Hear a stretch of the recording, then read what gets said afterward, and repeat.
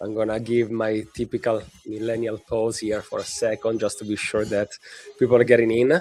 But we should be live, I think.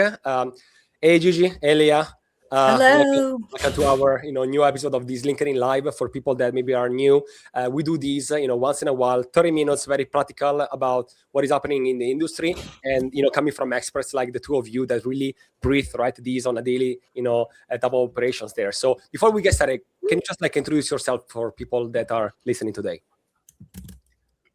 Go for it, Gigi. Okay. Hi, I'm Gigi Robinson. I would call myself a creatorpreneur, an author, founder, a chick of all trades kind of girl. I love getting into all kinds of work, but more than anything, I am a Gen Z girly turned content creator. A classic 2020 COVID experiment turned into my full-time job, and I'm still doing it 6 years later. But I've really fallen in love with this industry and meeting with people like you both and collaborating with you and learning the insights that will move this industry forward so that not only Gen Z can win at this, but Gen Alpha, and then on the brand side, help them target and communicate to younger audiences as well. I love that. And I think to your point, like this is such a small industry, despite the, millions of creators, millions of dollars, billions of dollars.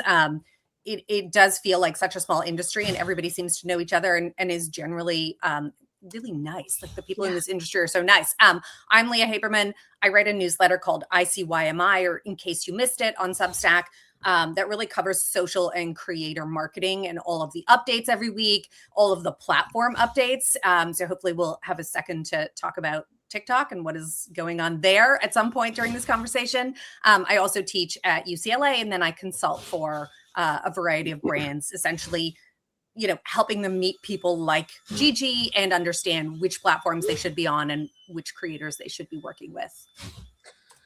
Fantastic. Thank you both. Let's get started, with actually like the main questions for today. That is, how creators, right, are actually making, money in 2026. We all know about brand deals, right? That is I'd say the easiest way, right? The brand come in and say, we can pay this amount of money for these deliverables, and that's been there for like many years. But now we know, right, that creators, influencers, they want to own, right, a bit more their IP.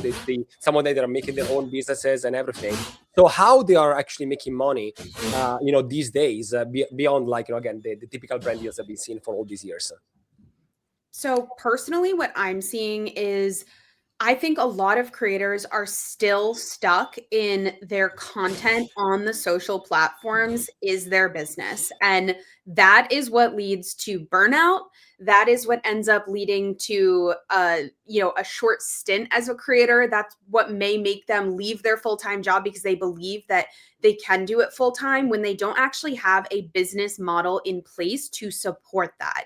By that, I mean, and yes, we hear this concept, diversify and own your content. What does that mean? Well, that means actually making a business that runs and is powered by your content, but is not reliant on it. That could mean having external clients. That could mean using your skills as a creative director, as a graphic designer, as a freelance creator, as a UGC creator, and building something that does not rely solely on your image and likeness in the niche that you grew your platform in.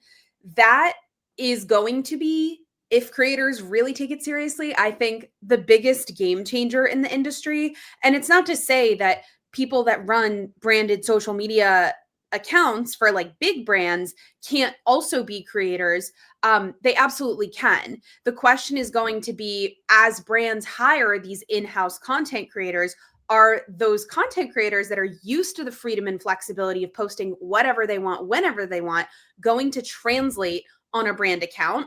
And if a creator is able to do that in their own business, separate from their content creation business, I think they'll win. And then just a couple other things unrelated to that concept would be like public speaking engagements, obviously creating digital products, but that also requires, again, having a lot of framework and sales funnels and marketing plans involved that a lot of creators just think, oh, I'll just market to my audience. I'll just put it on my story. I'll just make a reel.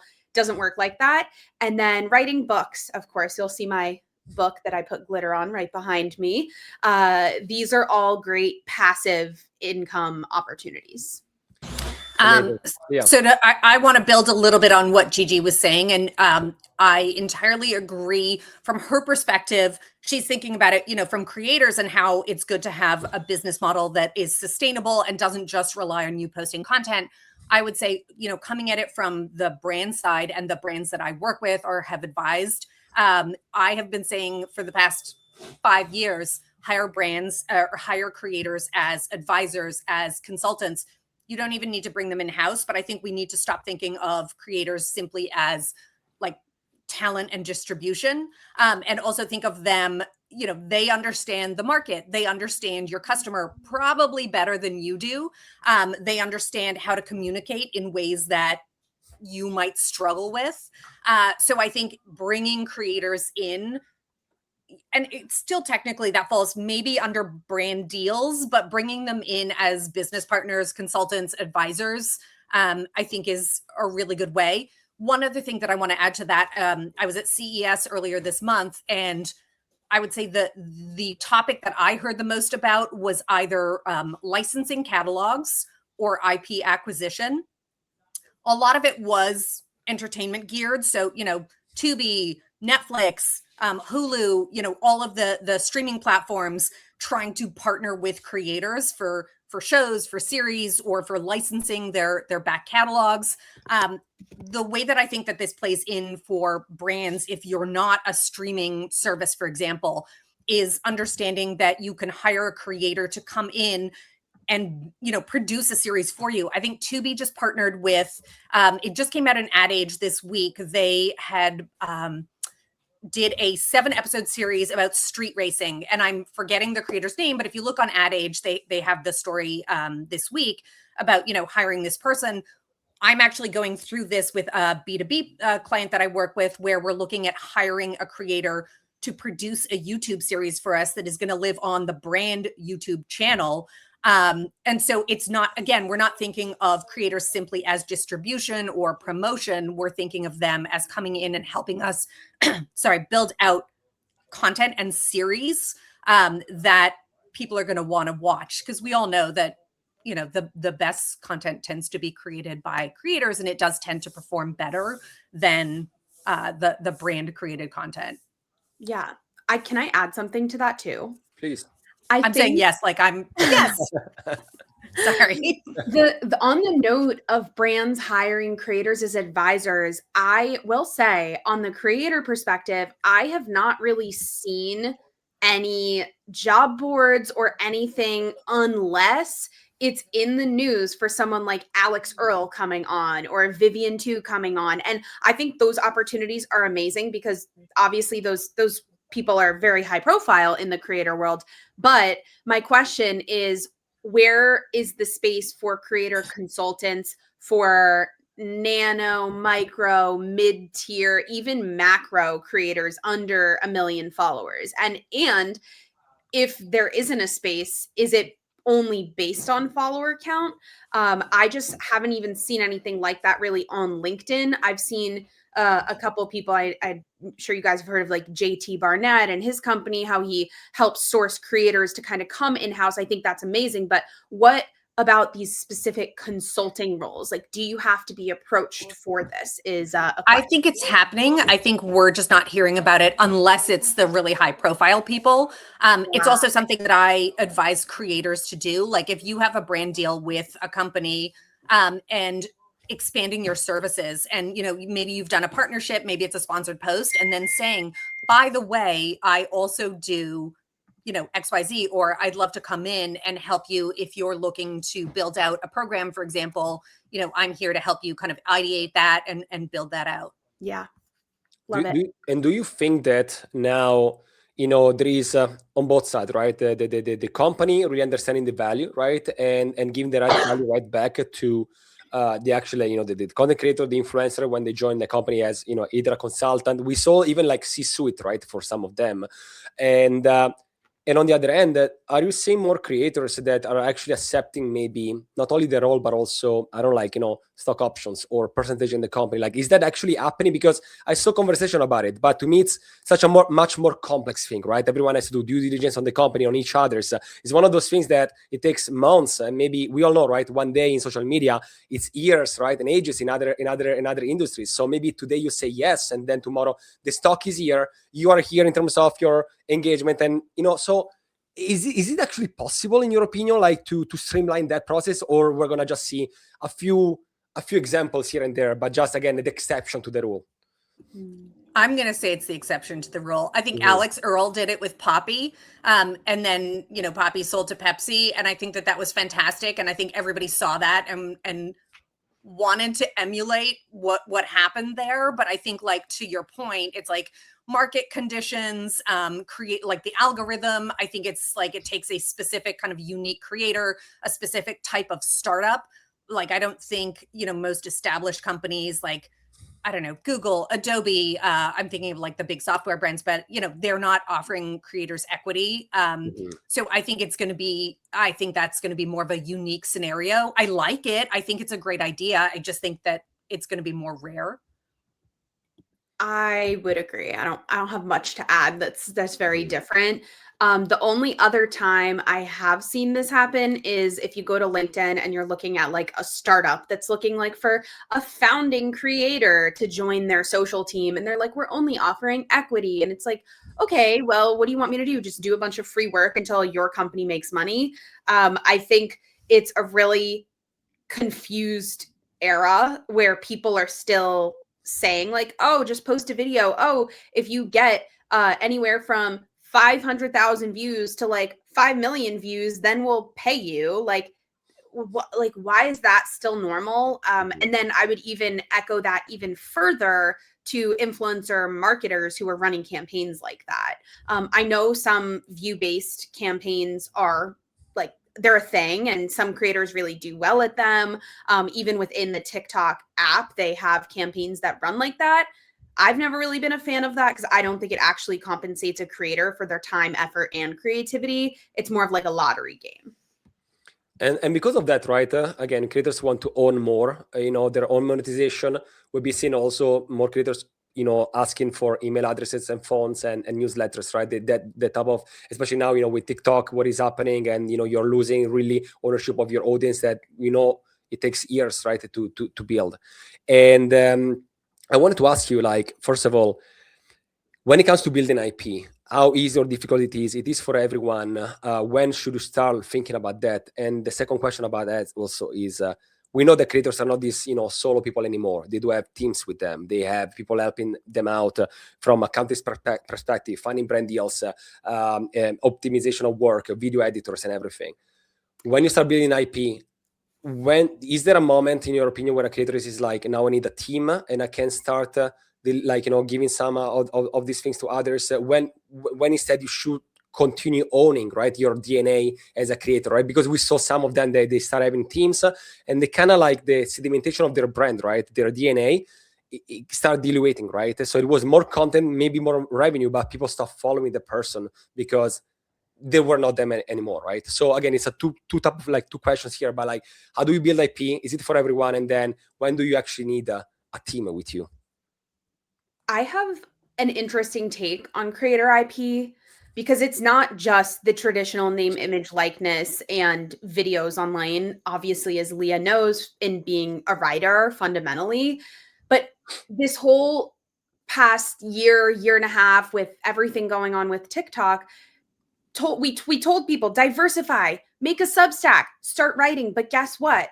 Creators usually that are crushing at TikTok and Instagram and short form video are not inherently going to be good at writing. That's why I don't think a lot of those creators are on LinkedIn these days. The creators coming to LinkedIn that are content creators have a knack for business, or they're talking about a specific niche that they are a creator within.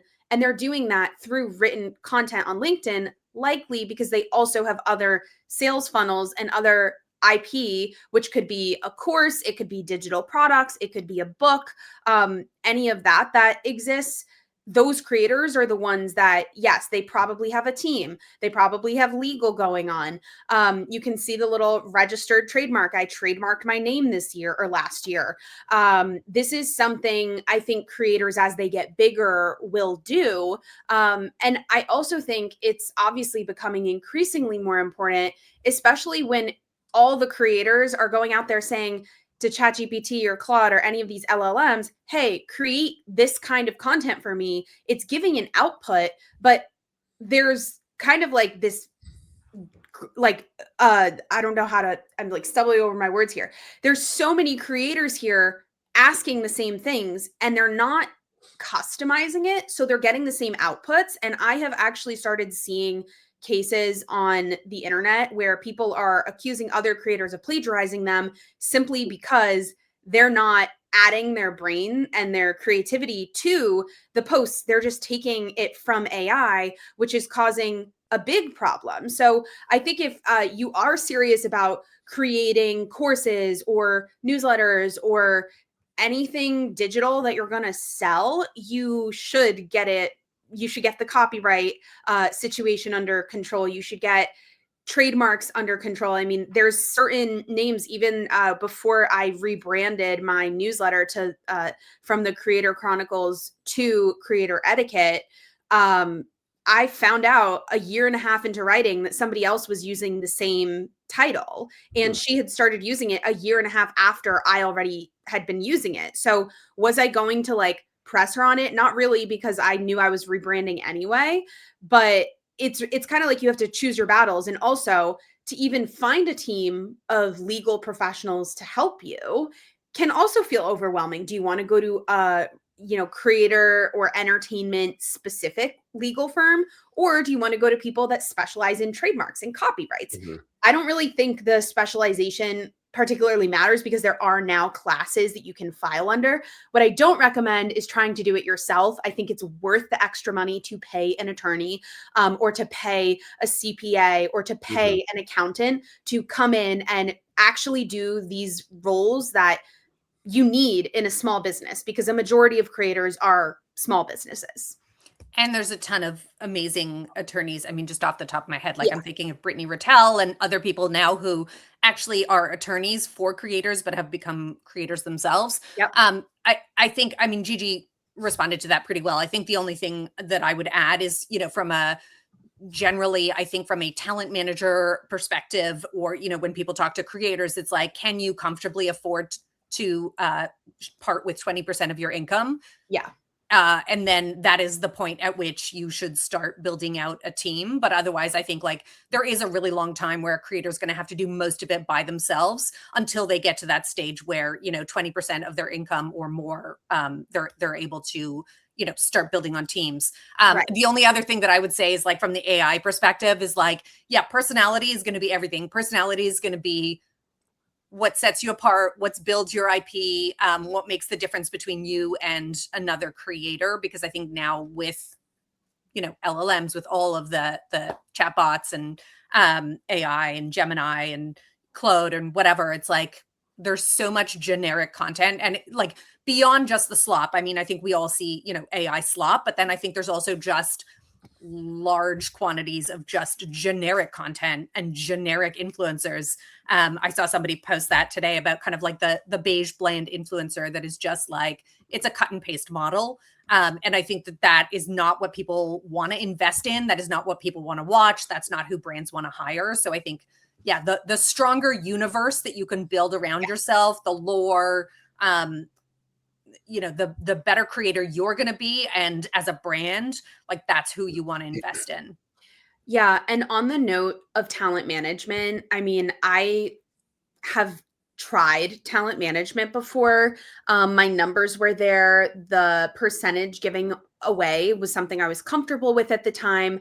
But a trend that I often see, strangely, from two, I think, maybe, I don't know, they're just from two specific angles. The first angle is smaller creators assuming if you get a manager, you're going to get more money.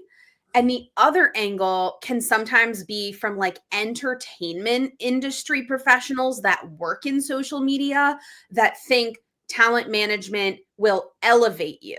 The only time I believe talent management can actually elevate you is if you have a manager that is willing to do a lot of outbound and help you either with the brand deal side of things so you can focus on what I originally said, which was building a business that your content supports, or if you have other ventures like reality TV or, you know, film production or creating a course or like whatever that business is, the only time a management situation I think will work is if you are able to dedicate your free time that you gain from the manager doing all the pitching and the communications like that, and you can build something. That's the only time it will work.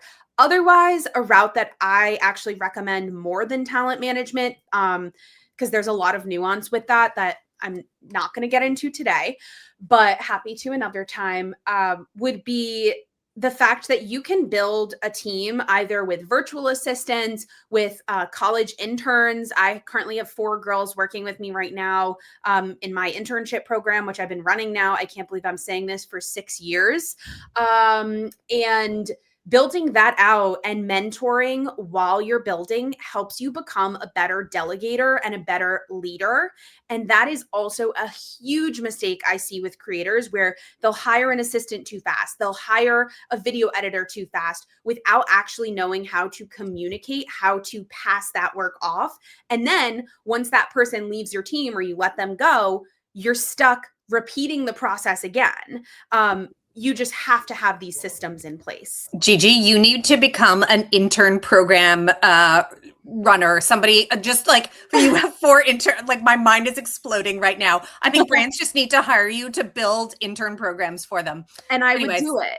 Yeah. I would absolutely do it. Specific to the social and content program or like world, I will say tools like Handshake exist for a reason. I had over 250 applicants. I did end up going through a colleague who I spoke at Montclair State University, and 2 of her students, she like flagged to me as soon as it was posted, look out for these 2. I did. I interviewed them. I'm like, yeah, they're standouts and I know this person. So I will say there is a level of networking and knowing people, even like yourself, Leah. Like if you said, I have a rock star student who wants to work for a creator, I would absolutely take the call. I think that's where networking with other creator economy and influencer marketing or PR professionals is a huge benefit, whether you're on the brand side or you're a creator looking to build a team, because a majority of students will either take the class as credit so that they can essentially work for you, gain real world experience, and knock out a class in the meantime, or B, are looking for a paid job that is hands-on. Usually working for a creator, at least in my experience in the past couple years, and I'm talking about, I guess, being the boss of people working for me, the benefit that they get to move on in their career with is, I managed a pet influencer account. I've had 3 or 4 interns manage just my dog Instagram account for Zeke and Trixie, hit over 2 million monthly impressions consistently just by literally owning it. I literally don't even look at it. I'm like, you get this. And then they put that in their portfolio. When they're interviewing for a full-time job, they say, oh yeah, I managed a brand account for 9 months. Here was the analytics I hit with an account under, 20,000 followers. You can't even, I literally got chills thinking of this. If you're working at a big corporation as you're an intern, like when you're an intern, you usually can't even use that content or the work that you've done in a portfolio. You can't talk about internal proprietary things, especially if you've worked at a company like Warner Bros. Or Paramount, like myself. So that is the biggest thing that has helped my interns go on to land roles, either in digital, social, or IP, at companies like Warner Bros., at Set Active, so on and so forth. Anyway, I'll get off my high horse about internships. Now, this is actually very interesting. And by the way, I'm also seeing, many comments coming in. So, for people listening, please continue with either comments or your questions. And, for instance, like the last one that got in, from Drew, it's also about, we discussed this in the past. I want to use these as also as an opportunity to also ask something that is, in many times we say, how do you find, like Drew is asking, like, how do you actually, the value behind each creator before committing to working with them, right? We already discussed many times. Let's flip this, right? And let's ask for a second on the creator side, when you should say no to a sponsorship. Could be either a brand deal, right? Like I'm very curious because, we also represent talents. We help, in understand. We can see the brand side, the talent. Sometimes there are certain questions, but as you said, Gigi earlier, like sometimes you are so overwhelmed by everything, you don't even know where to start. In your opinion, also, Lee, I'm also curious from yours. What are the main either mistakes that certain creators do? Maybe they think, oh, this is the best deal possible, but then after 1 year, they look back like, if I only knew. I think if you get an email that is a lowball or it looks like spam, just trust your gut. Like there are so many times. Also check the domain. Like if it's ever an at Gmail or at brand.gmail.com, it's definitely a scam. And I have seen a lot of impersonators. Like this morning, I got one from somebody who works at UGG on creator PR, and it's from an at gmail.com. And I'm like, wow, like this is crazy. Can I just say, just for Gmail's sake, I use Gmail. So if you get a Gmail from me, it's not imposter. I'm just going to put in that, like that one caveat, like that. Right. Yeah. But if it's from a brand saying, oh, let's collab, not a creative professional. So there's that. I also think, look, if somebody's newer, let's take a more micro, a more amateur creator that has maybe 1 to 2 or 3 years of experience. Likely they're not rolling in dough. So if they need to say yes to every brand deal that comes from $100 to $1,500, I would not judge them for that. Does that mean that they're selling out? Not really, in my opinion. I mean, when I first started, I've done literally hundreds of brand partnerships. I did gifted campaigns in the beginning to build my portfolio. And that's just kind of the name of the game at this point.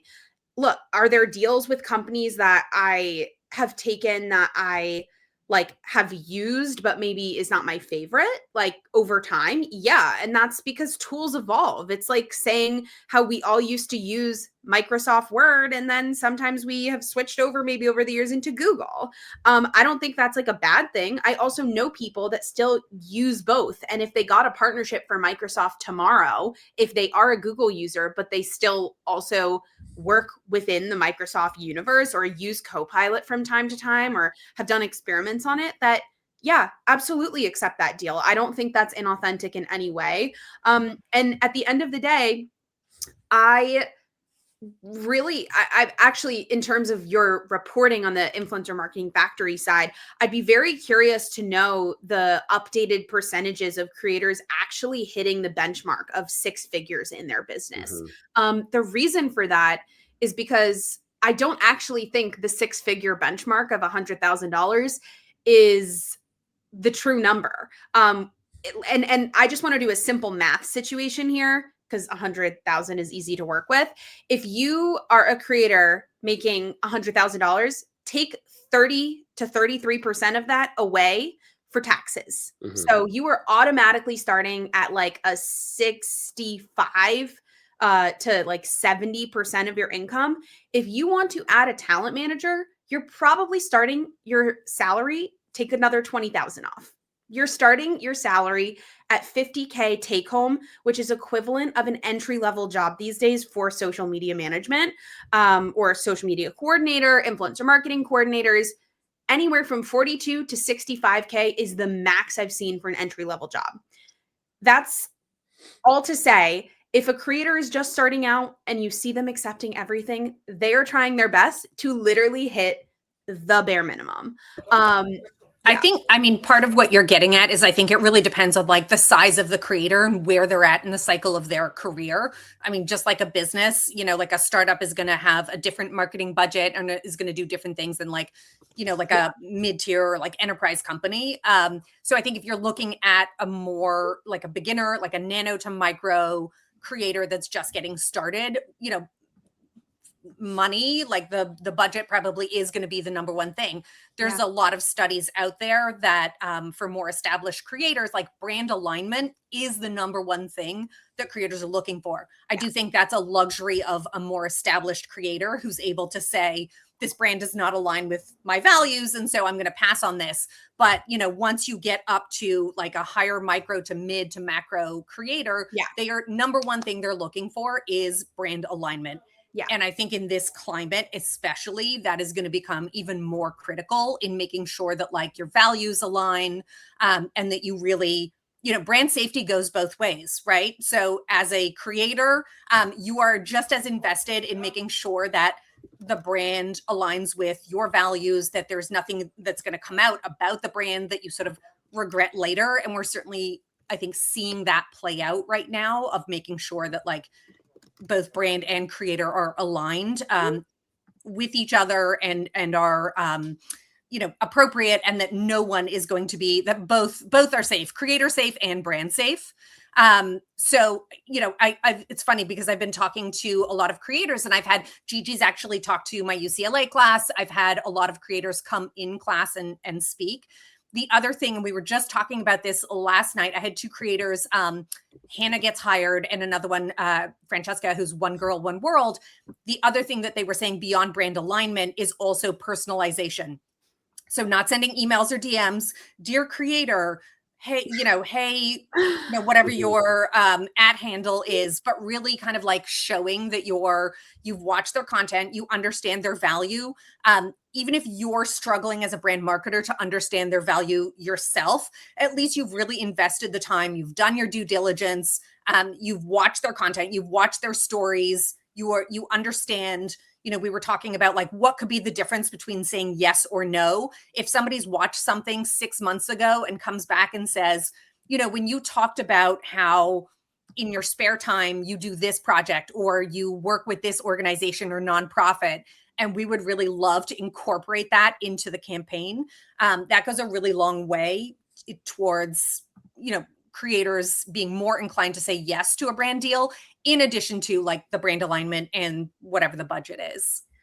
I also would say on the customization, aside from treating a creator like an actual human that you might email to apply to a job, for, I think I get it that FTC guidelines are like getting a lot these days and they're getting really serious, but like, come on, guys, please cool it with making us say verbatim, like the brief. Like, I if a brand says you absolutely have to say these things in these certain ways, it comes across as an ad, which they know doesn't perform as well.